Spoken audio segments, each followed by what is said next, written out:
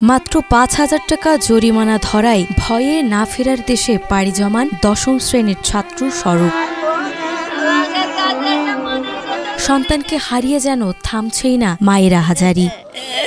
আমাকে তুই চলে গেছে বাবা, আমার বাবা চলে গেছে।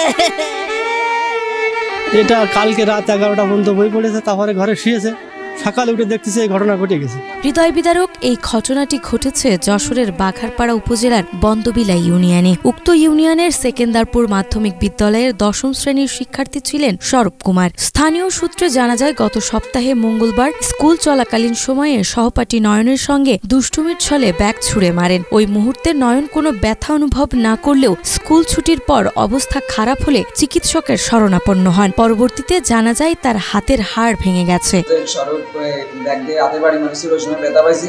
প্রথমে বুঝতে পারিনি, এক ক্লাস পরে যখন ব্যাগের চেনাটা দেখেছি ওই সময় বুঝতে পেরেছি যে অনেক সমস্যা হয়েছে আর ফুলে গেছে। পরবর্তী দিন নয়নের মা স্কুলের প্রধান শিক্ষকের দ্বারস্থ হন। নয়নের চিকিৎসার জন্য ৫,০০০ টাকা দাবি করেন তার মা। প্রধান শিক্ষক যথারীতি স্বরূপকে অফিস রুমে ডেকে এনে বিষয়টি সমাধানের জন্য নয়নের পরিবারকে ৫,০০০ টাকা দেওয়ার কথা জানান। সেই সাথে স্বরূপের বাবা মাকে বিদ্যালয়ে আসার কথাও বলেন তিনি। মা বলছে, স্যার আমি তো গরিব মানুষ, আমার ওর বাবা বিদেশ থেকে ডাক্তার করে বিদেশ গেছে, ওর বাবা এখনো জানে না, ওর বাবা জান দিলে আরো সমস্যা হবে, তো স্যার আমি তো ক্ষতিগ্রস্ত হয়েছি, ৫,০০০ টাকা খরচ হয়ে গেছে। আর বানাবেই করতেছো, তাহলে এই খরচ ৫,০০০ টাকা গেছে, এটাও তোমরা নিজেরা শেয়ার করে না।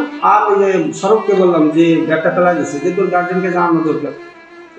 আমি বললাম যে তুমি আগামী রবিবার তোমার গার্জেনকে স্কুলে দেখা করতে বলবো আমার সাথে। হতদরিদ্র বাবার পক্ষে ৫,০০০ টাকা দেওয়া সম্ভব নয়। এদিকে স্বরূপও টাকা জোগাড় করতে না পেরে কুল কিনারা না পেয়ে নিজের জীবন শেষ করে দেয়। প্রতিদিনের মতো সকালে স্বরূপের মা তাকে ডাকতে এসে আর জীবন্ত ফিরে পায় না।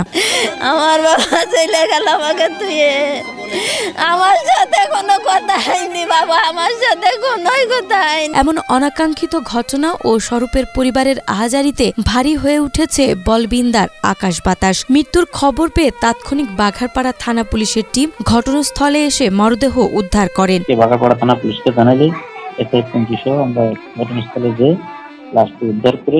সচেতন মহলের প্রত্যাশা আর কখনোই এমন অপ্রত্যাশিত ঘটনার বলি না হোক কোনো শিশু কিশোর। নাজমা, মাই টিভি।